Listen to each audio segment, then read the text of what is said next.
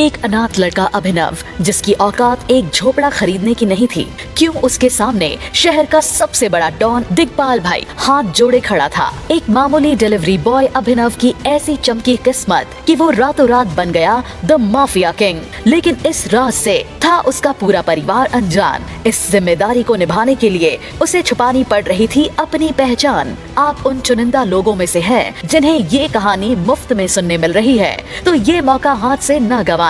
तुरंत नीचे दिए गए इंस्टॉल बटन पर क्लिक करें और डाउनलोड करें पॉकेट FM। और तब तक इसके मजेदार अंश को सुनने के लिए बने रहें हमारे साथ। तुम कल रात कहाँ पर थे? दादाजी, मैं अपने दोस्त की पार्टी में था। रात को बहुत लेट हो गया तो मैं वहीं सो गया था। बेरोजगार तो हो ही, अब तुम्हारी अय्याशी भी शुरू हो गई। अभिनव एक मामूली सा डिलीवरी बॉय था, जिसकी शादी शहर के मशहूर और करोड़पति घराने की लड़की अनन्या से हुई थी। लेकिन इस शादी से सिंह खानदान में कोई खुश नहीं था। परिवार के मुखिया हरदेव सिंह ने मजबूरी में अभिनव की शादी अनन्या से करवाई थी, लेकिन वो भी अभिनव को नीचा दिखाने का एक भी मौका नहीं छोड़ते। कान खोल के सुन ले गंवार, मैं बाहर जा रहा हूँ। मेरे आने से पहले घर की साफ सफाई करके रखना, नहीं तो तेरी टांगे तोड़ दूंगा। अभिनव को बड़े दिनों बाद आज घर में अकेले रहने का ये मौका मिला था और उसे ऐसी शांत फीलिंग बहुत पसंद थी। अभिनव ने अपने लिए मैगी बनाई और खाने के बाद घोड़े बेचकर सो गया।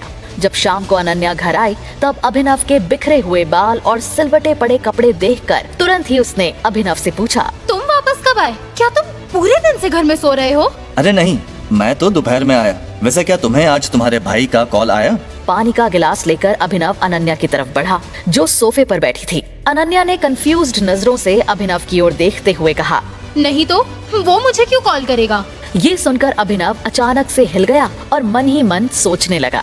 लगता है सनी सिंह अभी भी मेरी बातों को सीरियसली नहीं ले रहा है। लेकिन अभिनव ने अपने इमोशंस बाहर नहीं निकाले और शांत रहते हुए बोला, अरे कुछ नहीं, मैंने तो बस ऐसे ही पूछा। अपने भाई का नाम सुनकर अचानक से अनन्या को याद आया कि अब उसके भाई ने BR ग्रुप के साथ सिंह इंडस्ट्रीज के कोऑपरेशन का सारा मैटर चिराग के हाथ में दे दिया है। ये सोचकर अनन्या को अंदर ही अंदर बहुत गुस्सा आ रहा था, लेकिन उसे अब इसके बारे में और नहीं सोचना था। तुम कल रात कहाँ पर थे? अब अनन्या का ध्यान पूरी तरह से अभिनव पर था और जब उसे याद आया कि कल रात अभिनव घर नहीं लौटा, तो वो अंदर ही अंदर और भी ज्यादा अनकंफर्टेबल फील कर रही थी। मुस्कुराते हुए अभिनव ने जवाब दिया, वो मैं मेरे दोस्त के घर था। बात करते करते बहुत लेट हो गया और फिर मैं वहीं सो गया। पुराना दोस्त? क्या वो मिस्टर अकरम है, होटल सफायर के ओनर? अनन्या अभिनव को घूरने लगी। उसे यकीन नहीं हो रहा था कि अपने फटीचर पति की दोस्ती शहर के सबसे बड़े बिजनेसमैन और माफिया किंग अकरम से भी है। बिल्कुल सही पहचाना तुमने। अनन्या चौंक गई जब उसने अभिनव के मुंह से इतना स्ट्रेट फॉरवर्ड जवाब सुना। कुछ सेकंड सोचने के बाद अनन्या सोफे पर लेट गई और गहरी सांस लेते हुए बोली, हालांकि मुझे ये तो नहीं पता कि तुम मिस्टर अकरम को कैसे जानते हो, लेकिन अगर तुम कह रहे हो कि कल पूरी रात तुम उनके साथ बातें कर रहे थे, तो मुझे इस बात पर भरोसा नहीं हो रहा है। ये बोलने के बाद अनन्या ने टीवी का रिमोट उठाया और टीवी ऑन करते हुए बोली, ये बताओ कि मिस्टर अकरम किस तरह के इंसान हैं? वैसे क्या उनके पास इतना टाइम है कि तुम्हारे साथ इतने लंबे समय तक बात कर सके? तुम्हें लगता है तुम कुछ भी बोलोगे और मैं मान लूंगी? अभिनव ने अपने दोनों कंधे ऊपर की ओर उठाए, लेकिन बोला कुछ नहीं। जाओ और मेरे लिए मैगी बनाओ, मैं डिनर करके नहीं आई हूँ। अभिनव मैगी को बोल में सर्व कर ही रहा था कि तभी दरवाजे पर दस्तक हुई और हरदेव सिंह भी घर लौट आए। अभिनव को देखकर हरदेव सिंह ने हमेशा की तरह अजीब रिएक्शन दिया और सीधा अनन्या की तरफ बढ़े और सोफे पर जाकर बैठ गए। दादाजी, अब आपका मूड किसने खराब कर दिया? चेहरे पर 12 क्यों बजे हैं? और कौन हो सकता है जिसने अपनी जिंदगी में कुछ नहीं सीखा सिवाय बड़ों की डिसरेस्पेक्ट करने के। ये बोलते हुए हरदेव की नजर सीधा किचन की तरफ गई और अनन्या को समझ आ गया कि जरूर अभिनव ने ऐसा कुछ किया है जिसकी वजह से उसके दादाजी नाखुश हैं। दादाजी, आखिर बात क्या है? आप मुझे बताओ, मैं उसकी खटिया खड़ी कर दूंगी। गहरी सांस लेते हुए हरदेव ने अनन्या के कंधे पर हाथ रखा और थपथपाते हुए बोले, खटिया खड़ी करने जैसा कुछ नहीं है, बस मैं तो तुम दोनों को लेकर ही परेशान हूँ। बार बार तुम दोनों को IVF प्रोसेस फेल हो जाता है। मुझे लगता है कि अभिनव में कोई जेनेटिक डिसऑर्डर है। एक तो ये अनाथ था, परिवार का अता पता नहीं, जरूर इसके जीन्स में कोई फॉल्ट है। मैं बस चाहता हूँ कि अभिनव अपना फिजिकल एग्जामिनेशन करवाए।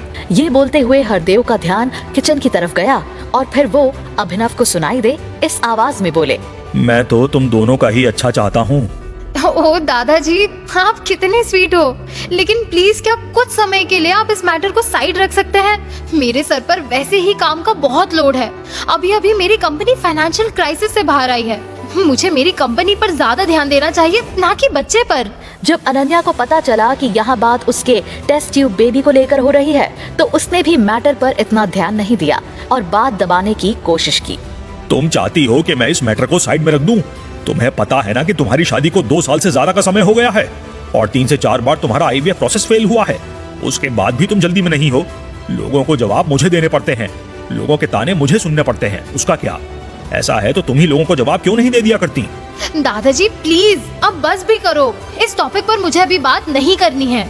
जैसे ही अनन्या के मुंह से ये शब्द बाहर आए, वैसे ही अभिनव अपने हाथ में मैगी का बोल लेकर पहुंच गया। अभिनव ने मैगी को टेबल पर रखा। ये देखकर पहली बार अभिनव की तरफ से अनन्या को केयर फील हुई। हालांकि अभिनव तो ऐसा 2 साल से कर रहा था, पर अनन्या ने कभी अभिनव को ध्यान से देखा ही कहाँ था। आज देखा तो मैगी जैसी छोटी चीज भी उसे भा गई। अभिनव और अनन्या की आंखें टकराई और अनन्या ने धीमे से थैंक्स बोला। अभिनव को भी ये एहसास होने लगा था कि अनन्या के दिल में घर बनाने के सफर में वो एक कदम आगे बढ़ गया था। अनन्या इस पल में इतना खो गई थी कि उसने अपने दादाजी के डिससैटिस्फाइड लुक को पूरी तरह से इग्नोर कर दिया था और उसने अभिनव से कहा, अभी के लिए तुम्हें फिजिकल एग्जामिनेशन की कोई जरूरत नहीं है। हम इस बारे में फिर कभी विचार करेंगे। जब हरदेव ने अपनी पोती के मुंह से ये सुना तो उसे बहुत ही ज्यादा गुस्सा आया। तुरंत ही वो सोफे से उठा और शताब्दी की स्पीड से अपने कमरे में चला गया। अभिनव ने मुस्कुराते हुए अनन्या से कहा, ठीक है, जैसा तुम बोलो। अभिनव अपनी खुशी पूरी तरह जाहिर नहीं कर पाया। ये बहुत बड़ा दिन था। अनन्या ने अभिनव के लिए अपने दादाजी के सामने स्टैंड लिया, वो भी इतनी बड़ी बात पर। उसे मामला बनता दिख रहा था। मैगी खाने के बाद अनन्या ने बचे कुचे बर्तन धोए और बिस्तर पर आकर लेट गई। अभिनव, जिसका बिस्तर जमीन पर था, वो तुरंत ही मुड़ा और अपने शरीर को हल्का सा ऊपर की ओर उठाते हुए बिस्तर पर सो रही अपनी खूबसूरत बीवी को देखने लगा। कुछ देर ऐसे ही देखने के बाद अभिनव ने कहा, अनन्या, अगर कल तुम्हें तुम्हारे भाई का कॉल आता है और वो तुम्हें बीआर ग्रुप के साथ सिंह इंडस्ट्रीज के कॉर्पोरेशन की बात करता है तो तुम डायरेक्टली हाँ मत कहना, थोड़ा समय लेना। उन्हें भी तो तुम्हारी इम्पोर्टेंस पता चलनी चाहिए ना। अभिनव की बात सुनकर अनन्या चौंक उठी और अभिनव की तरफ मुड़ी। पजल्ड एक्सप्रेशन के साथ अनन्या ने कहा, तुम क्या पागल हो गए हो? सनी भैया ने अब सब कुछ चिराग को दे दिया है। बीआर ग्रुप के साथ अब सारा कॉर्पोरेशन वही हैंडल करेंगे। अब उन्हें मेरी क्या जरूरत है? तुम्हें कुछ पता ही नहीं चलता है, बस फालतू की बातें करते रहते हो। बस ध्यान रखना, अगर बाय चांस उन्हें तुम्हारी जरूरत पड़े तो एकदम से हाँ मत कहना। चलो अब सो जाओ। अपनी बात कहने के बाद अभिनव तुरंत मुस्कुराता हुआ सो गया। जैसे तैसे अनन्या ने अपने आप को संभाला और लाइट बंद करने के बाद वो भी सो गई। अगले दिन जब अनन्या अपने काम से घर से निकल गई तो उसके पीछे पीछे अभिनव भी अपनी कंपनी की तरफ निकल गया। अभिनव ने अपनी असली पहचान सबसे छुपा कर रखी थी। सिंह परिवार के लिए वो सिर्फ एक मामूली डिलीवरी बॉय और नकारा घर जमाई था, पर असल में वो अंडरवर्ल्ड की सबसे शक्तिशाली कंपनी द माफिया किंग का नया बॉस बन चुका था। अंडरवर्ल्ड की दुनिया में लोग उसे टाइगर के नाम से जानते थे। इस कंपनी की बुनियाद उसके पिता संजय ने रखी थी, लेकिन संजय की मौत के बाद कंपनी की जिम्मेवारी उनके वफादार साथी अकरम के कंधों पर आ गई। संजय के हत्याकांड के बाद अकरम ने अभिनव को 18 साल तक एक अनाथ आश्रम में रखा। वहाँ उसकी हर दिन सख्त फिजिकल ट्रेनिंग की गई और उसे हर मुश्किल का सामना करने के लिए तैयार किया गया। जब अकरम को लगा कि अभिनव काबिल हो चुका है, तब उसने उसे माफिया किंग की गद्दी पर बैठाया, लेकिन अपनी असली पहचान सबसे छुपाने की एक शर्त भी रखी। अगर ये शर्त टूटी तो अभिनव को इस गद्दी से हाथ धोना पड़ सकता था। बॉस की जो पोजीशन है ना भाई साहब, वो बहुत ही ज्यादा आरामदायक है, खासकर जब आपके पास इतनी एफिशिएंट सेक्रेटरी हो जो खुद ही सब कुछ कर ले और आपको कुछ करने की जरूरत ही नहीं पड़े। सुबह से लेकर शाम तक बस चाय का आनंद लो और कुछ डॉक्यूमेंट्स पर साइन करके निकल जाओ। अभी अभिनव यही सब सोच ही रहा था कि तभी उसके केबिन के दरवाजे पर दस्तक हुई और सेक्रेटरी नंदिता अंदर आई। आज नंदिता ने पिंक कलर का स्कर्ट और व्हाइट टॉप पहना था। आज तो वो ज्यादा अच्छी लग रही थी, लेकिन इस बार नंदिता ने अभिनव को उसे ज्यादा समय तक देखने का मौका नहीं दिया और तुरंत ही बोली, टाइगर सिंह फैमिली ने बीआर ग्रुप कोलैबोरेशन की बात डिस्कस करने के लिए किसी को भेजा है। उनका नाम चिराग है। नंदिता पर एक नजर डालने के बाद अभिनव का ध्यान पूरी तरह से अपनी चाय के कप पर था। अभिनव ने अपना चेहरा भी ऊपर नहीं उठाया और बोला, उसे जाने के लिए कह दो। ये सनी अपने आप को समझता क्या है? जब मैंने बोल दिया कि कोलैबोरेशन सिर्फ अनन्या हैंडल करेगी, तो ये नए नए लोगों को क्यों भेज रहा है? शायद इसे मेरे तरीके से समझाना पड़ेगा। अभिनव ने मन ही मन सोचा और चाय का कप खाली कर दिया। चिराग भी बीआर ग्रुप के आलीशान ऑफिस के फर्स्ट फ्लोर पर इंतजार कर रहा था, लेकिन जब नंदिता ने उसे वहां से जाने के लिए कह दिया तो चिराग के लिए बहुत ही ज्यादा इंसल्टिंग था। फेलियर के न्यूज के साथ जब चिराग लौटा और जो भी हुआ उसे सनी के सामने बयान किया तो सनी का चेहरा गुस्से से झन्ना उठा। सनी पूरी तरह से हेल्पलेस था और अब उसके पास अनन्या को कॉल करने के अलावा और कोई ऑप्शन नहीं बचा था। दूसरी ओर अनन्या अपने दादाजी के साथ शॉपिंग कर रही थी, तभी उसका फोन बजा। अनन्या ने फोन जेब से निकाला और देखा कि कॉल सनी की तरफ से आ रहा था। अनन्या ने कॉल उठाते ही लाउड स्पीकर पर लगाया। हेलो भैया। अनन्या, आज तुम्हारे भाई को तुमसे हेल्प चाहिए, क्या तुम अपने भाई की हेल्प करोगी? हेल्प? भैया मैं कुछ समझी नहीं। बेटा, बात ऐसी है कि जो हमारे और बीआर ग्रुप के बीच कॉपरेशन हुआ है, उसे लेकर मैंने ये तय किया है कि उसे सिर्फ और सिर्फ तुम हैंडल करोगी। तुम्हें कल बीआर ग्रुप जाना होगा और उनसे बात करनी होगी। हमें जल्दी से जल्दी नए आर्टिस्ट के साथ पैकेजिंग कॉन्ट्रैक्ट साइन करना होगा। ये सुनकर कल रात जो कुछ भी अभिनव ने कहा वो अचानक से अनन्या के दिमाग में फ्लैश होने लगा और इसी के साथ अनन्या अपने दांत पीसने लगी। उसने फोन को लाउडस्पीकर से हटाया और बोली, सॉरी भैया, क्योंकि आपने ये मैटर चिराग को संभालने के लिए दिया था, तो मुझे लगता है कि अब जब ये मैटर हाफ वे डन है तो आपको अब उनकी जगह किसी और को बदलने की जरूरत नहीं है। आपको चिराग को ही सारे प्रोसेस की रिस्पॉन्सिबिलिटी देनी चाहिए। चलिए भैया, मेरे पास और भी बहुत काम है, बाद में बात करती हूँ। ये तुम क्या कर रही हो? तुम्हें पता भी है इसके क्या कॉन्सिक्वेंसेस हो सकते हैं? हरदेव के हिसाब से अनन्या ने हाथ आई एक अच्छी अपॉर्चुनिटी ठुकरा दी थी। सनी ने तो सामने से ही कॉल किया था और रिक्वेस्ट की थी, लेकिन अनन्या ने तो पल्ला ही झाड़ दिया। अपने फोन के साथ अनन्या स्टोर से बाहर निकल आई थी और हरदेव ने कुछ समय के लिए अनन्या को अकेले छोड़ दिया था। अनन्या ने इधर उधर देखा और मॉल में उसे जहाँ भी बैठने की जगह मिली वहाँ जाकर बैठ गई और अपने फोन में अभिनव के लिए एक मैसेज टाइप करने लगी। दूसरी तरफ अभिनव फोन पर अकरम से बात कर रहा था। उन दोनों का प्लान था कि आज का लंच साथ में करते हैं। जैसे ही अभिनव ने कॉल रखा वैसे ही उसने देखा कि अनन्या ने उसे मैसेज किया है। मैसेज में लिखा था, अभी थोड़ी देर पहले भैया का कॉल आया था। वो मुझे कह रहे थे कि बीआर ग्रुप के साथ अब मुझे ही कॉपरेशन करना होगा। मैंने उन्हें मना कर दिया। अब मुझे क्या करना चाहिए? जब अभिनव ने ये मैसेज पढ़ा तो उसका दिल खुशी के मारे गार्डन हो गया था। अभिनव को अच्छा लगा कि उसकी बीवी ने उसकी बातें सुनना और मानना शुरू कर दिया है। अब तुम्हें इंतजार करना चाहिए, परेशान मत हो। तुम्हारे भैया आज नहीं तो कल तुमसे फिर से कांटेक्ट करेंगे, लेकिन तुम्हें तब तक अग्री नहीं करना है जब तक वो तुम्हारे फायदे की बात नहीं करते। उनकी कंडीशंस तभी मानना जब वो तुम्हें कुछ दे। इस मैसेज को भेजने के बाद अभिनव ने अपना फोन जेब में डाला और अपनी कंपनी से निकल गया। अपने इलेक्ट्रिक स्कूटर पर अभिनव की सवारी सीधा होटल सफायर की तरफ बढ़ रही थी। जब अभिनव होटल सफायर पहुंचा तो होटल के ओनर अकरम ने पहले से ही लंच का इंतजाम करके रखा था। पूरी टेबल खाने की डिशेस से भरी हुई थी। टाइगर, वेलकम, आओ इधर बैठो। अकरम ने अभिनव को मेन चेयर पर बैठने के लिए कहा और खुद अभिनव के पास वाली चेयर पर बैठ गया। उसके बाद अकरम ने जैसे ही एक ताली बजाई वैसे ही काले कपड़ों में एक आदमी उसके कमरे में आया। उसके हाथ में एक छोटा सा बॉक्स था। अकरम ने उस आदमी के हाथ से उस बॉक्स को लिया और अभिनव को देखने लगा और उस आदमी के वहाँ से जाने के बाद अकरम ने उस बॉक्स को अभिनव की तरफ बढ़ाया और बोला, इसे मैंने खास तुम्हारे लिए प्रिपेयर किया था। इस अमानत को मैं पिछले 18 साल से अपने साथ लेकर घूम रहा हूँ, लेकिन अब वक्त आ गया है कि वो उसके हाथ में जाए जिसकी यह है। अकरम अंकल, मैं इस अमानत को नहीं ले सकता। यह चीज मेरे किसी काम की नहीं है। मेरी हेल्थ एकदम परफेक्ट है। तुम पहले भी कमजोर थे और अभी भी कमजोर नजर आ रहे हो, इसीलिए स्पेशली इस चीज को मैंने तुम्हारे लिए ढूंढा था। जैसे ही अकरम के मुंह से ये शब्द बाहर आए वैसे ही उसका फोन बजने लगा। फोन उठाने के बाद अकरम के एक्सप्रेशंस कुछ ज्यादा ही सीरियस हो गए थे।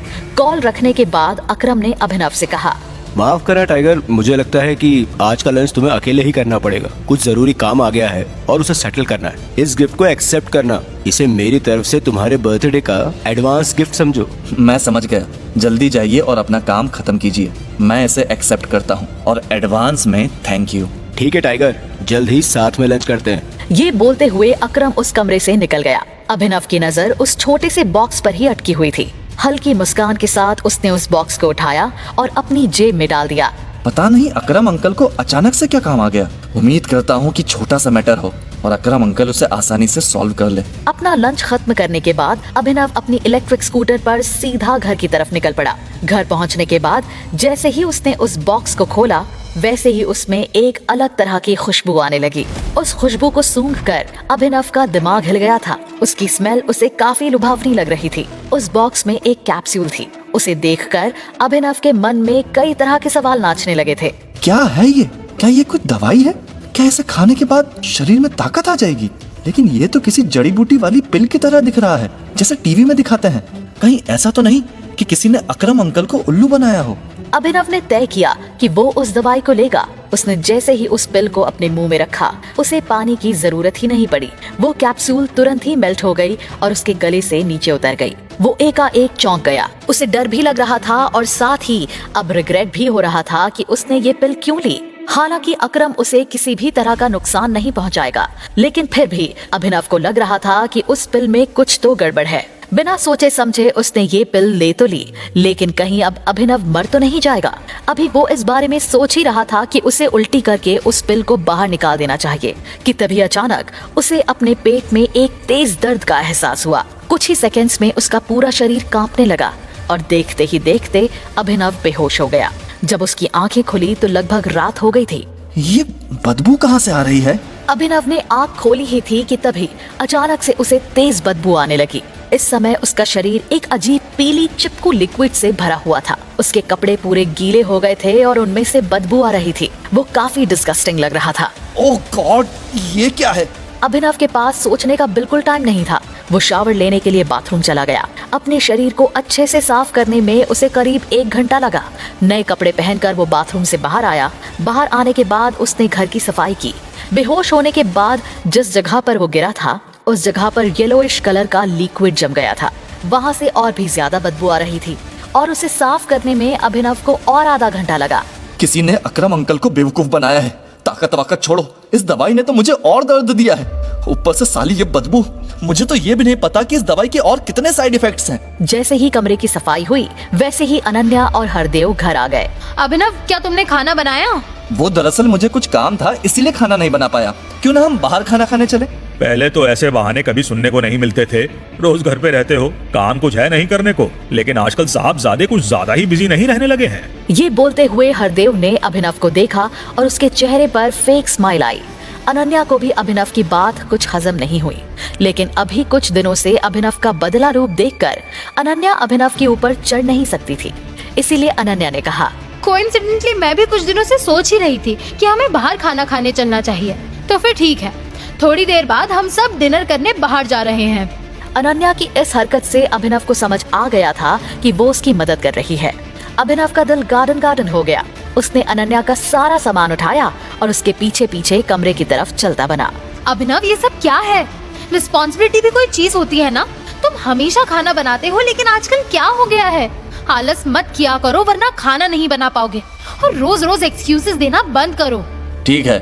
फिर अनन्या एक नया टॉपिक छेड़ते हुए बोली, परसों सनी भैया का बर्थडे है। याद रखना, तुम्हें अगले 2 दिन के अंदर उनके लिए कुछ अच्छा सा गिफ्ट लेना है।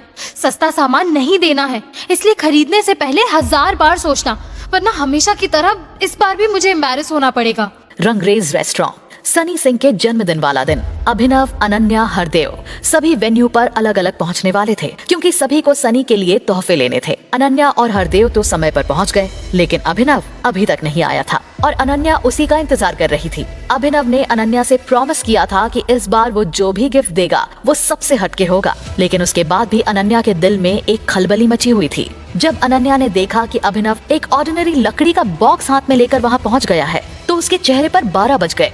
अभिनव यार, कम से कम इस बॉक्स को गिफ्ट रैप करवाते। अरे ये बॉक्स मुझे उन्हें ऐसे ही देना है और मुझे गिफ्ट रैप करवाने का टाइम ही नहीं था। और छोड़िए ना, वैसे भी बॉक्स मैटर नहीं करता है, इस बॉक्स के अंदर का सामान मैटर करता है। जब सभी भैया को गिफ्ट देने लगे तो तुम चुपके से अपना गिफ्ट बाकी लोगों के गिफ्ट के साथ रख देना। मुझे इस बार कोई ड्रामा नहीं चाहिए, थक गई हूँ मैं। ठीक है, जैसे तुम बोलो।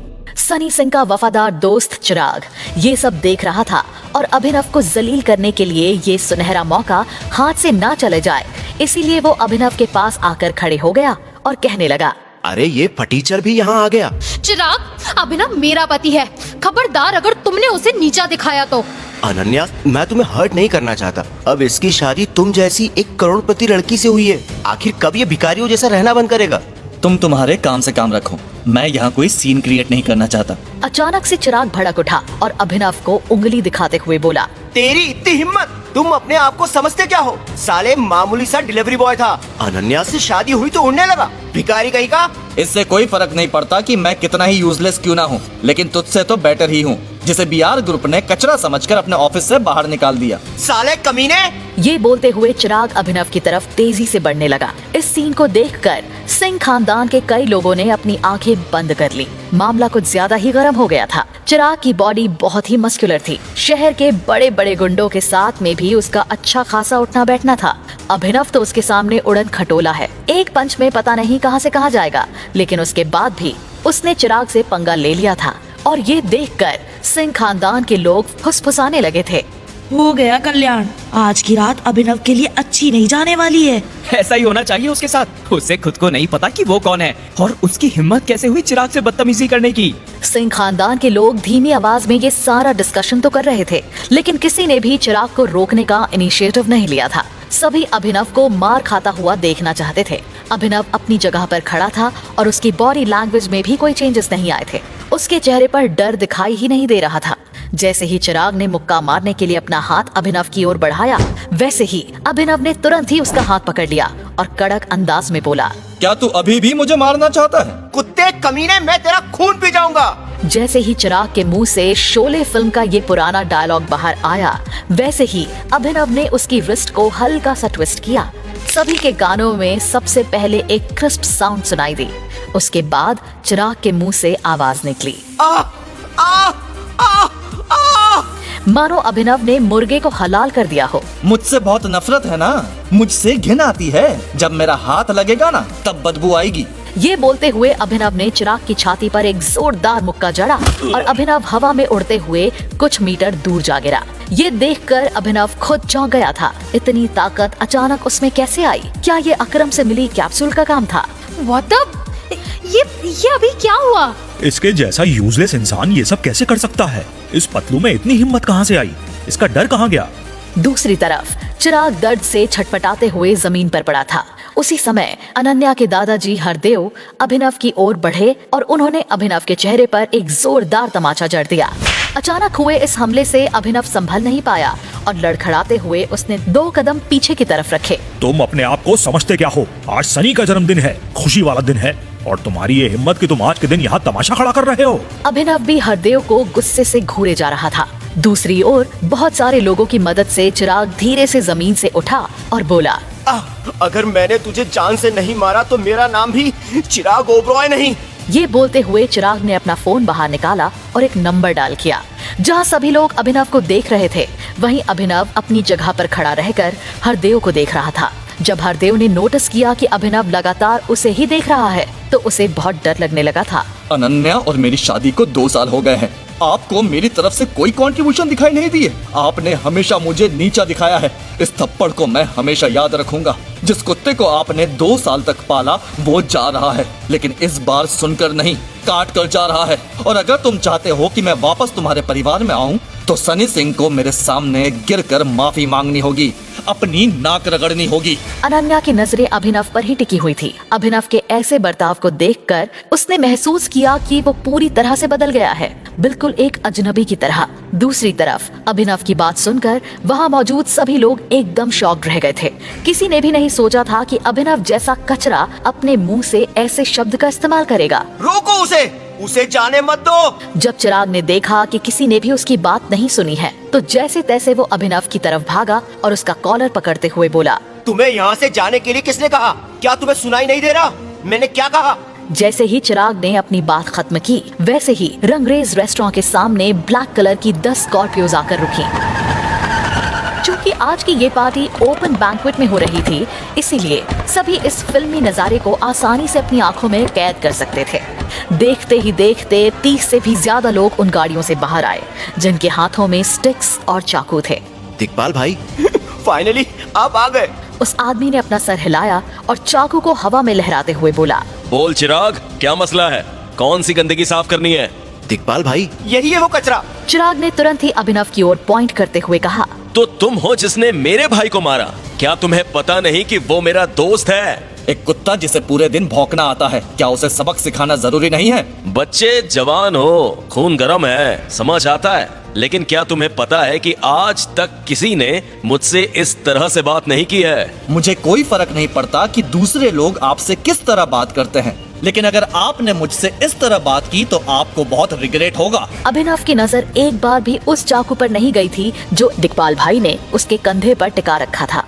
यार लड़के, तू कसम से बहुत एरोगेंट है। तेरे जैसे छोटे इंसान के सामने अब क्या मैं एरोगेंट भी नहीं हो सकता हूँ? अभिनव के चेहरे पर ना तो कोई डर था और ना ही कोई शिकन। ऐसा लग रहा था जैसे उसके शरीर में कोई भूत आ गया था। दिग्पाल भाई अभिनव को घूरने लगे थे। पता नहीं क्यों, लेकिन दिग्पाल भाई को अभिनव को जाना पहचाना सा लग रहा था, लेकिन वो ठीक से याद नहीं कर पा रहे थे कि उन्होंने अभिनव को पहले कहाँ देखा है। तूने अब भी मुझे नहीं पहचाना दिग्पाल? याद कर, ठीक से याद कर। दिग्पाल भाई की बेइज्जती होता देख उनके शागिर्द अभिनव पर एक साथ टूट पड़े। इस हाथापाई में अभिनव की उंगली से एक रिंग नीचे गिर गई और लुढ़क कर दिग्पाल भाई के कदमों पर आकर रुकी। उस रिंग को जब दिग्पाल भाई ने उठाया तब उन्हें लगा जैसे उन्होंने अंगारों पर पाँव रख दिया हो। वो तुरंत अभिनव के पैरों में गिर गए और कहने लगे, टाइगर, मुझे माफ कर दो टाइगर, मुझसे भूल हो गई टाइगर। क्या अब अभिनव का राज सबके सामने आने वाला है? क्या अब उसे अपनी असली पहचान सबको बतानी पड़ेगी? क्या अभिनव दिग्पाल को माफ कर देगा?